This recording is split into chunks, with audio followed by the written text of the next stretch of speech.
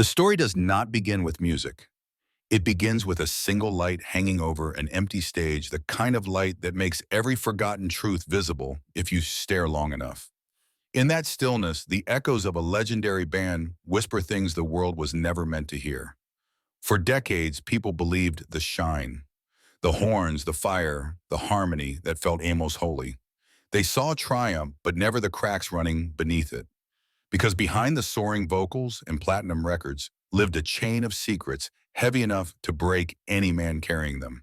Some were born from genius, some from betrayal, some from wounds that never healed. And somewhere inside all of it stood a band trying to protect its legacy while fighting battles the public could not imagine. The question is not what Earth, Wind, and Fire achieved. The question is what it cost them, and why the truth waited this long to come to light. Long before the arenas, before the horns rose like a second sun over a roaring crowd, there was only a modest room filled with instruments that did not yet know their destiny. The men who would one day call themselves Earth, Wind, and Fire were young, hungry, and carrying more dreams than money. They came from neighborhoods where rhythm was oxygen and where music was the only door that ever stayed open. Maurice White was the first to walk through that door. He carried the discipline of a drummer, the spirit of a preacher, and the imagination of a man who believed sound could heal the world if shaped the right way. He did not want a band. He wanted a universe, something larger than the limits placed on black musicians in America. He brought in his younger brother Verdine, a bass player whose energy felt like it could outrun gravity. Verdine did not simply play notes. He pulled a pulse out of the air and held it steady the way a heart holds a body. Beside him came a circle of musicians who were each masters in their own corner of the craft. Among them was Al McKay, a guitarist with an instinct for melody so sharp it felt like a second heartbeat. He knew how to make a guitar speak laugh mourn and lift the sky an inch at a time. He carried the kind of musical intuition that could turn a small idea into a timeless anthem. He would later help build the very foundation of the sound people now call classic Earth, Wind, and Fire. Then there was Don Myrick, the quiet storm behind the saxophone. His playing did not ask for attention. It demanded it. Every note from his horn carried the weight of something loved, something felt, something too deep for words. In those early years, there was no fame to chase. Only long nights in cramped studios where the air grew hot and ambition sharpened like steel. They mixed funk with jazz, soul with African rhythms, spiritual chants with electric fire. What they were building did not sound like the radio. It sounded like the future. They rehearsed until sunrise. They argued. They forgave. They pushed each other past the line between talent and transformation. And slowly a new language of music began to form around them. Their first breakthrough did not come from luck. It came from repetition, obsession, and a belief that their sound could lift people who had been told their whole lives to stay quiet. When the world finally heard them, it heard not just a band, but a message, a declaration, a spiritual surge wrapped inside rhythm and harmony. By the late 1970s, they had climbed higher than any of them could have imagined. Platinum albums, sold-out tours, a global audience moved by the fire they carried into every performance. But success does not erase the past. It only magnifies what has been waiting in the shadows. And for Earth, Wind, and Fire, the shadows were already beginning to take shape. By the late 1970s, Earth, Wind, and Fire stood at a height few groups had ever reached. Their concerts felt less like performances and more like ceremonies where music turned into something alive and ancient. Crowds moved as one body lifted by the horns, the harmonies, and the unmistakable thunder of Verdine White's bass. For a moment, it seemed nothing could touch them. Success, however, has a way of sharpening the air around a band. In the glow of their rise, small fractures began to appear, too faint for the public to see, but unmistakable to the men living inside the machine. The pressure to deliver hit after hit tightened around them, and with every new level of fame, the question of who deserved credit grew louder.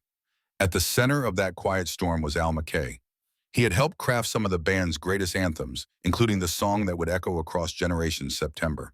His guitar shaped the rhythm. His mind shaped the melodies. Yet outside the studio walls, much of the spotlight fell on Maurice White. Maurice had built the vision, and the world saw him as the guiding force behind every triumph. But inside the band, McKay knew that vision was shared more deeply than the public ever realized. He felt the imbalance. He felt the weight of working in the shadows while others stood in the front light. It was not envy. It was a wound of not being seen. The tension grew silently at first. Long rehearsals turned into quiet disagreements. Quiet disagreements turned into private arguments about songwriting credit and recognition. The more the band expanded its sound, the more McKay felt his place shrinking inside it.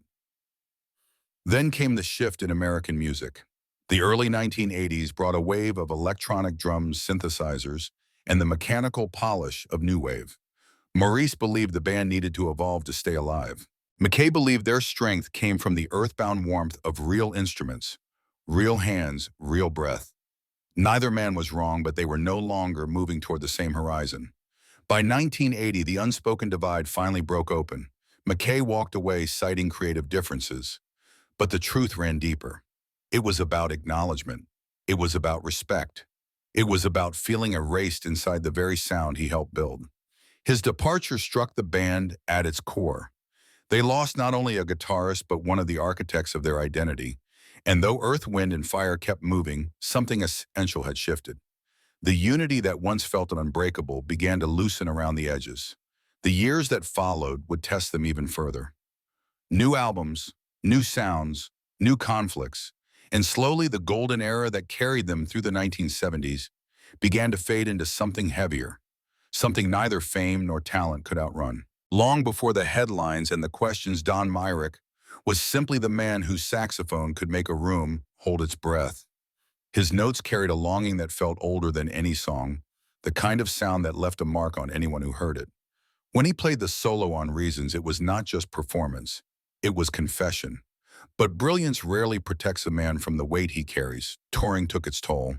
The long nights, the fast temptations, the quiet ache of trying to stay relevant in an industry that moves without mercy.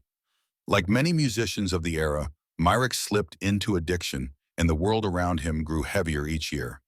By the early 1990s, he had drifted from the boat that once felt like home. The music was still inside him, but the industry no longer reached for it the way it once had. Then came the night that would define him in the worst way possible. July 30th, 1993, Los Angeles. A police raid, a single gunshot, a life gone at 53. No drugs were found. The official story never settled comfortably with those who knew him. They wondered why force had been used, why a man armed only with his memories and his horn ended up dead on his own floor. For many fans, his death became a symbol of a wider truth about black musicians in America, brilliant yet unprotected. And while Myrick's name faded from the spotlight, another battle was unfolding quietly within the heart of the band. Maurice White, the man who once commanded studios with a whisper and shaped harmonies with precision, began to feel his own body slipping away. It started as a tremor, the kind any musician might blame on exhaustion, but it grew slowly and relentlessly. Parkinson's disease arrived like a shadow he refused to acknowledge. Maurice hid the symptoms, adjusting his movements, choosing silence over pity. He kept the secret from the public, from the industry, even from many standing beside him on stage. Control had always defined him. Letting the world see him lose it was never an option. As the years pressed forward, the disease pressed harder. Directing became difficult. Performing became impossible. By the early 1990s, Maurice stepped away from the stage. He built a stage that no longer welcomed the body he lived in. The question that hung over the band was simple but brutal. Could Earth, Wind, and Fire exist without the man who imagined it? Could audiences accept a group missing its compass? Verdine White stepped into the space his brother left behind. He kept the rhythm alive. He held the name steady when grief and uncertainty threatened to dismantle everything. Some fans embraced the transition. Others whispered that the soul of the band had dimmed without Maurice at the front. Yet the music continued, carried by the men who refused to let the legacy fall. Even as Maurice contributed quietly behind the scenes, the truth was undeniable. The era shaped by his hands was ending, and a different kind of silence was beginning to rise around them. From the outside, America saw Earth, Wind, and Fire as a symbol of triumph, a band that broke racial barriers and carried black excellence into the global spotlight. But within the industry, their story reflected a far older pattern, one woven through generations of black musicians who created the sound of a nation yet rarely received the protection or compensation they deserved. Their success was undeniable. Their vulnerability beneath it was just as real. The lawsuit filed by the family of Charles Stepney in 2012 reopened wounds many hoped had been buried. Stepney was not a background figure. He shaped the orchestral layers, the sweeping textures, the spiritual fullness that defined the band's early years. Yet the claim argued he had never been paid the royalties he earned. To many, the case was not just a dispute over money. It was a reminder of how often the architects of black music were left out of the financial rooms where their futures should have been protected. Fans across America questioned how a group that sold millions could still face shadows around its finances. Some pointed to the scale of their touring productions, the kind of elaborate staging that cost more than it earned. Others blamed the absence of strict oversight, the reliance on managers and accountants who controlled the flow of money while musicians focused on the music. Within the band, the questions were more personal. Who was watching the books? Who should have spoken up sooner? Who paid the price? The issue reached beyond Earth, Wind, and Fire. In the 1990s, when hip-hop and electronic music rose, sampling became both tribute and threat. Young artists borrowed from classic tracks, sometimes legally, often without permission. For Earth, Wind, and Fire, whose catalogs shaped the DNA of modern music, protecting their work became a full-time battle. Copyright law had not yet caught up with the digital age, and the band found themselves fighting for credit they had earned decades earlier. Across the world, their music remained beloved, but in America, the conversation grew deeper. What does it mean for Black artists to create cultural milestones, but struggle to claim ownership of them? What does it mean when brilliance becomes a legacy, but not always a safeguard? By the time the lawsuit surfaced, the band's story had become more than entertainment. It became evidence of a system that often celebrated Black art while failing to defend the people who made it. And in that truth, their journey echoed the journey of an entire generation. In the end, not every story finds a perfect ending. Some simply settle into the quiet, becoming part of the long echo a band leaves behind when the world stops listening. Earth, Wind, and Fire carried brilliance, conflict, brotherhood, loss, and a kind of faith that could survive even the darkest rooms.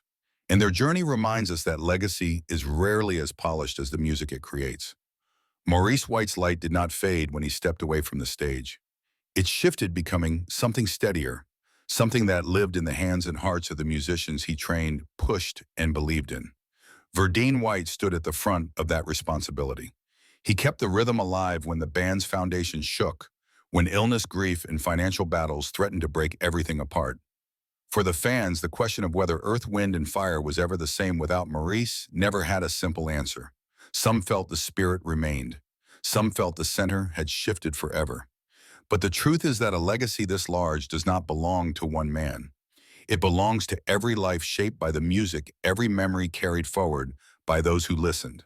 Their influence traveled far beyond the charts. It reached families who played their records on Sunday mornings, children who learned harmony from their parents' vinyl collections, and musicians who built entire careers on the textures and rhythms they pioneered. Across America and around the world, their songs became a thread in the fabric of Black culture, a testament to creativity born from struggle and resilience. Some stories end without closure, but dignity does not need applause. Earth, Wind, and Fire left more than hits. They left a reminder that beauty can emerge from chaos, that greatness is often shaped in the shadows, and that even fractured histories can hold extraordinary light. To anyone who has ever stood alone trying to protect something fragile and meaningful, we see you. If this story brings someone to mind, someone who carried more than the world ever knew, share their name. And if you grew up with this music, or if it shaped a moment in your life, leave your memory.